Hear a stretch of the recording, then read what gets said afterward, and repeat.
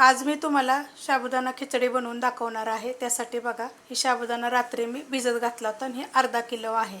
तर मस्त असा भिजलेला आहे बघा। मस्त साबुदाणा कसा भिजत घालायचा ह्याची पण मी व्हिडिओ अपलोड केलेली आहे। एकदम मौसूद भिजलेला आहे। आता ह्याला आपण मोकळा करून घेऊया। मोकळा करून घेतलेला आहे व्यवस्थित। त्याच्यामध्ये आता शेंगदाणे मी भाजून कुटून घेतलेले आहेत। असे मोठे मोठे कुटलेले आहेत। खरपूस शेंगदाणे भाजायचे। खूप रेसिपी मी अपलोड केलेल्या आहेत। आता हे मी 200 ग्रॅम शेंगदाणे भाजून कुटून घेतलेले आहेत अर्धा किलोसाठी। त्यातले मी अर्धेच वापरले, अर्ध्यापेक्षा मी थोडेसे जास्त वापरले, एवढे ठेवलेले आहेत। आता हे चांगले व्यवस्थित मिक्स करून घ्यायचे। बघा मस्त असा मिक्स झालेला आहे। हवा असेल तर तुम्ही सगळं टाकू शकता। अर्धा किलोसाठी 200 ग्रॅम, 150 ग्रॅम वापरलेला आहे, एवढा ठेवलेला आहे। वाटलं तर तुम्ही 200 ग्रॅम पण वापरू शकता। कढई गरम करत ठेवलेली आहे, त्याच्यामध्ये तेल काढून घेऊया। तेल आहे हे शेंगतेल, गरम होऊन देऊया।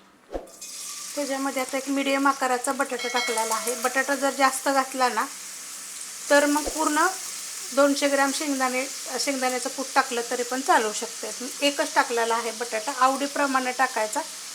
बटाटा काय करायचा माहिती का, चांगला भाजून घ्यायचा गोल्डन कलरवर। बटाटे मस्त बघा भाजले गेलेले आहेत, एकदम हलके होतात बघा, एकदम असे मस्त झालेले आहेत। खिचडीमध्ये बिना तेलाची खिचडीसुद्धा मी अपलोड केलेली आहे। वडे म्हणा, थालीपीठ म्हणा, सगळं झालेलं आहे आपलं। आप्पे बनवलेले आहेत, लाडू बनवलेले आहेत। आता ह्या मिरच्या काय केलेल्या आहेत माहिती का, मी कुटून घेतलेल्या आहेत। कापून जरी टाकल्या तरी चालतं, आपल्या तिखटाप्रमाणे टाकायच्या। थोडंसं परतायच्या, म्हणजे जरा खिचडी काय होती, तिखट लागत नाही।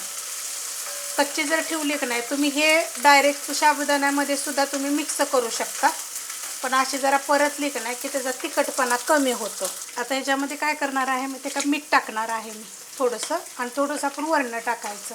मस्त असं परतून घेतलेलं आहे। गॅस आहे मीडियम, त्याच्यामध्ये हे परतून घेते मी, परतून घेते। आता हे फक्त मिक्स करून घेतलेलं आहे। गॅस आहे मीडियमच। आता मीठ टाकायचं, मग अशा आपण थोडंसं टाकलं होतं। एकूण चवीप्रमाणे मीठ झालेलं आहे। आता मस्त असं मीडियम गॅसवर परतून घ्यायचं। मंद आचेवर बघा 15 मिनटं झालेले आहेत। मी खिचडी परतून घेतलेली आहे, एकदम मौसूद झालेली आहे। तुम्हाला दाखवते, हे बघा एकदम मौसूद आणि एकदम चविष्ट अशी झालेली आहे।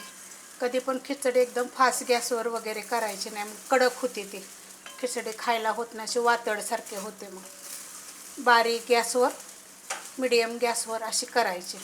बर्नेल बघून मोठा गॅस, बारीक गॅस अशी करायची। जास्त तेलाचा वापर पण करायची नाही। खूप चविष्ट अशी खिचडी होती। बिना बटाट्याची जरी केली तरी चालते। झटपट अशी दाखवलेली आहे रेसिपी कशी वाटली मला कमेंट करून सांगा। रेसिपी आवडली तर लाईक करा, सबस्क्राईब करा, कमेंट करा आणि शेअर बी करा।